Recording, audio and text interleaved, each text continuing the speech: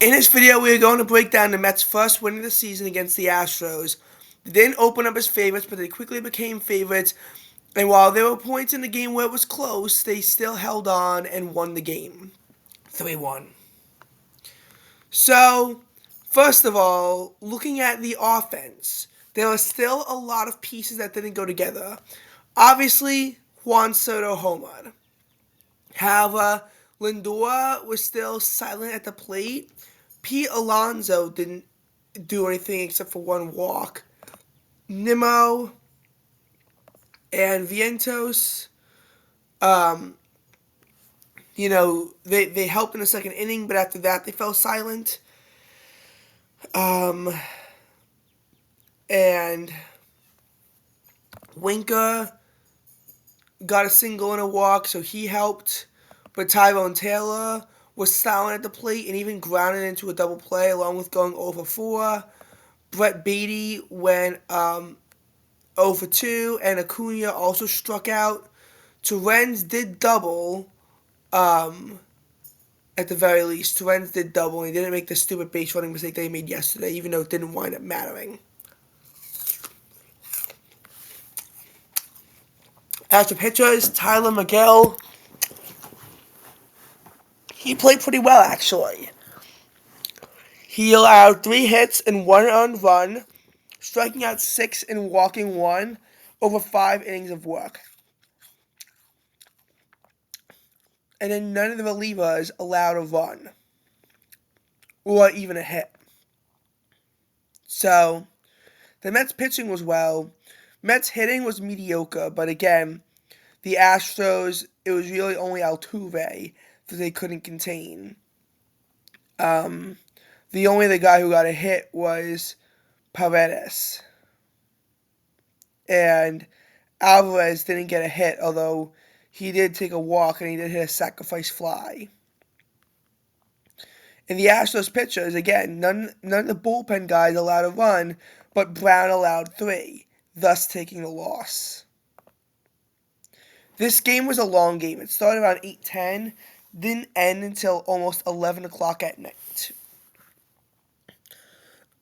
And the game started with both of them going 1-2-3. Then in the top of the second, again, Nimmo singles. And then he was caught stealing second. However, there was an error, which allowed Nimmo to stay on second. Thus, one of the Mets' runs was unearned because Vientos wound up doubling. And this allowed Nimmo to score. Now, Winker singled, so Vientos would have scored either way. But if Nimmo was caught stealing, he should have been, it would have been 1-0 Mets, not 2-0 Mets. So one of the runs was unearned here. Tyrone Taylor, however, grounded into a double play at one of the worst possible times. And of course, it was on a 2-2. And Brett Beatty popped out, ending the run. The Astros won 1-2-3. Then, Soto homer to right, in the third inning to extend the lead to 3-0. His first home run as a New York Met. Hopefully his first of many home runs. Astros go 1-2-3. Winker does walk in this inning. However, we do see everyone else get out, so the Mets can't extend their lead.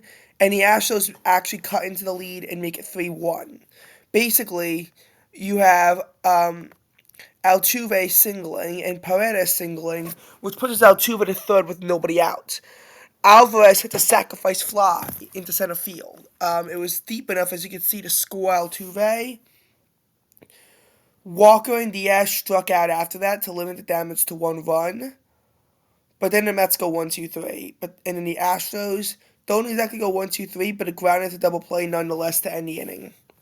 6th inning, you have to deal with Brandon Nimmo, essentially, having the worst possible time to have one of his worst possible hits. And Nimmo, in a way, did help, but he only scored on error, when you think about it. But Soto walked, and Alonso walked, which had first and second open. Not first and second open, first and second occupied. Nimmo grabs a double play, which does move Soto to third, but basically causes there to be 2 outs. Um, and that's just a ground out that you can't have on a 2-2. You have to be more careful with that. And Vientos flied out, which if there was only 1 out, could have pushed Soto home, but there were 2 outs, so it ended the inning. In the bottom of the 6th, again, McGill, even though he strikes out, there's a wild pitch. He gets the first, and this allows Altuve to get the second. Oh no, Altuve singles, and this allows Myers to get the second.